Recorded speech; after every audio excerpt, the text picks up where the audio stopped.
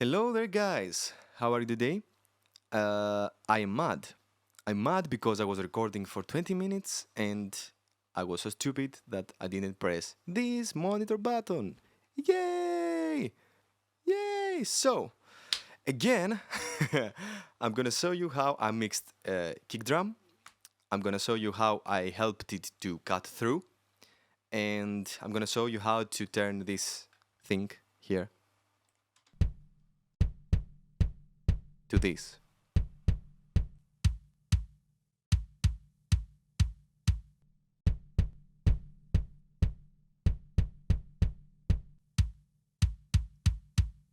Before I go to the process, I'm gonna play the mix. It's a draft mix. It's not ready yet, but it's gonna help you understand how it cuts through in the mix and how this plugin helps the kick drum to just be heard without loudness, without volume.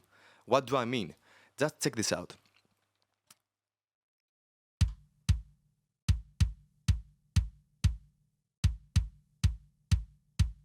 That's 15 minus 15.5, but it seems louder to our ears than without the plugins, but in reality,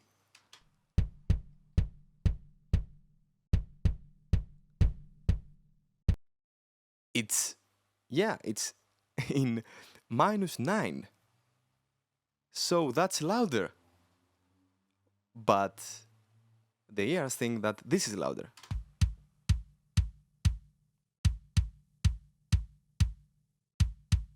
And in minus 16.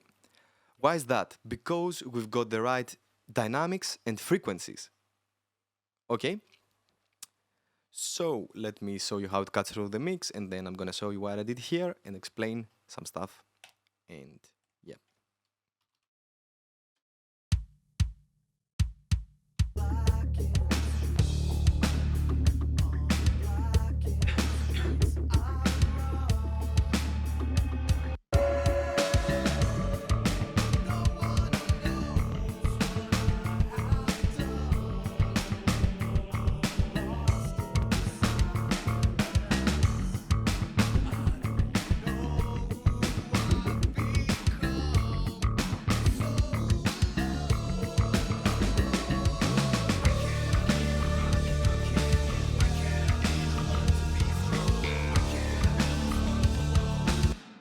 So let's start.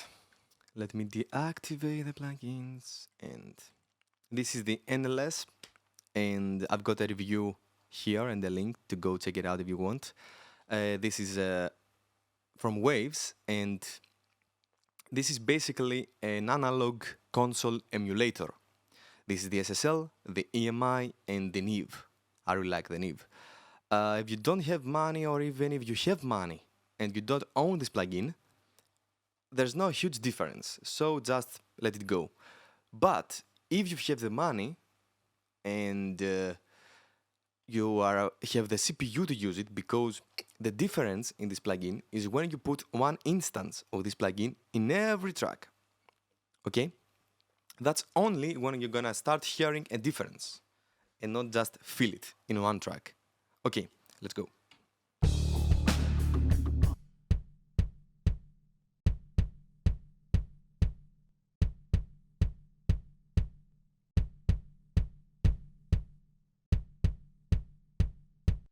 Well, nothing special, just a bit of a color to the sound. Yeah.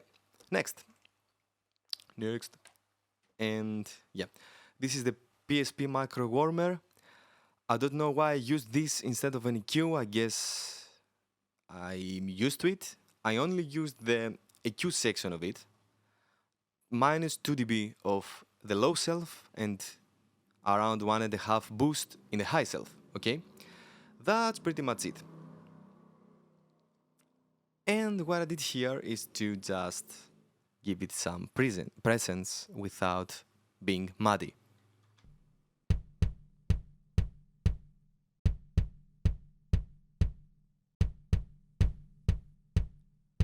Yeah, it's really not noticeable. Yeah, so you can live without this plugin too. And what really makes a difference is this EQ. I removed some boxiness I added some top end, I removed some muddiness, and the unnecessary low end and high end. This is before and after.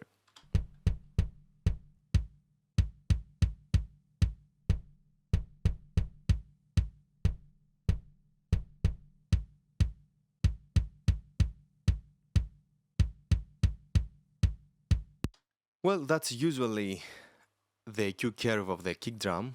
Well, I say usually because if you record a better kick drum, you might end up not using any EQ. So yeah. And usually we also add a bit of a boost here, but I use this boost here. So next I use an SSL channel. Again, if you don't own this plugin, don't be upset, don't be sad, because you can do the same things, okay? This is just an EQ with filters, boost in the high end. This is the high self, but you can turn it to bell too. This is the high mids, the low mids, and the low self, which can also be turned into a bell. So, what I did here was to add 3 dB of low end at around 50 Hz. I cut some mud here with a narrow EQ. I've added 6 dB of gain to around 1800 Hz. And the filters are off because I used the filters here. And oops. And yeah, and 99 dB of gain at 8 kHz. Then I have added a compressor that is compressing at around 3 to 5 dB with 3 ratio. Threshold, it doesn't matter because it depends on the input gain, and yeah, the gain reduction matters. And I've got a gate, nothing special, just yeah, its own when the kick drum stops playing, nothing special. And that's the before and the after.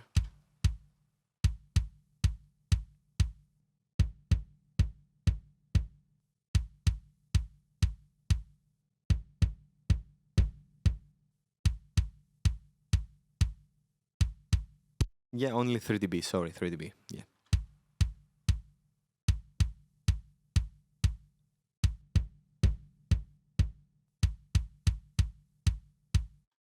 That's pretty much it. And then, what I really love to do in the low end, and when I say low end, I mean the low end of the kick drum, or the low end of the bass guitar, or anything. Since I mainly mix modern music, such as metal and hip hop and rap and EDM, I love when the low end is getting crushed. Why? What I did here is to compress just around up to the 60 Hz and compress it a lot. The rest of the frequencies are the same, nothing special. It's the same thing. Nothing is compressed, the gain is the same, but the low end is crushed to bits. So,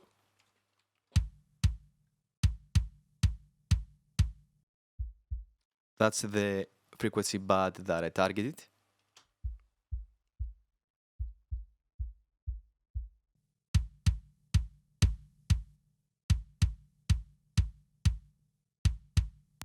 At first, you're gonna say, oh, well, what's the difference? I hear nothing, it's the same thing. I used this for 2 reasons. First, it sounded better to my ears, of course, because it seems tighter. I really love when the low end, the bottom end, is tight, especially in modern music. And you're gonna say, well, what's the difference? Nothing special. But please check this out in the limiter. Without this, it compresses 3 dB, okay? The peaks are 3 dB. But check this out when I compress the low end, that we think that it's not there, but check this filthy little bastard.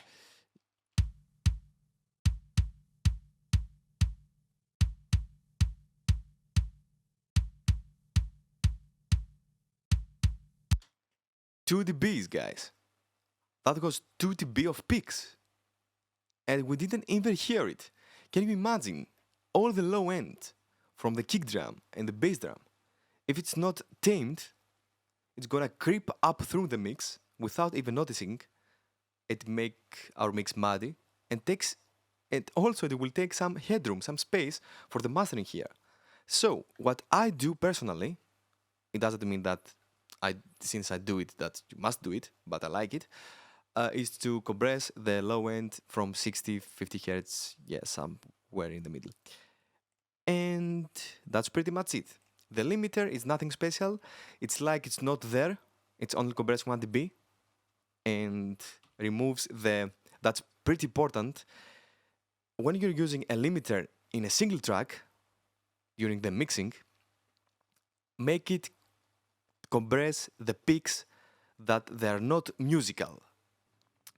Just remove the peaks, and when you're using a hard limiter just like the L1, make it work really gentle, please. Especially when you're putting it into the mix, into the track here.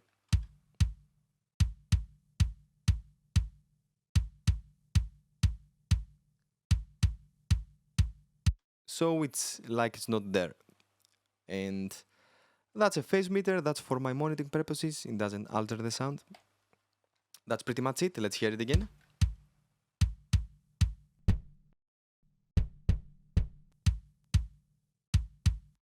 Just check this out, guys. The low end and the unnecessary frequencies took up so much headroom. Check this out.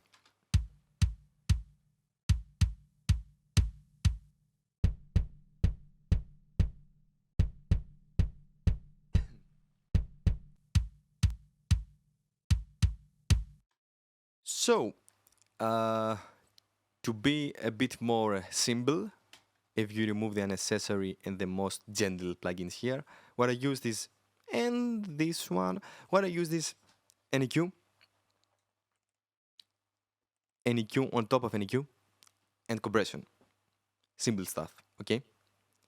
And yeah, a limiter for a 1 dB peak. That's pretty much it, guys. Hope you liked my train of thoughts. I hope you can now recognize how you can mix a kick better and make it cut through the mix. Volume is not everything. Please fix the frequencies, and hope you like the video. Consider subscribing, and if you want, just check out my blog on musicproductiontips.net. Everything is free, just like the videos, of course. And share the love, share the content, have fun. Bye bye. See you in the next video. Bye, guys. See ya. Bye.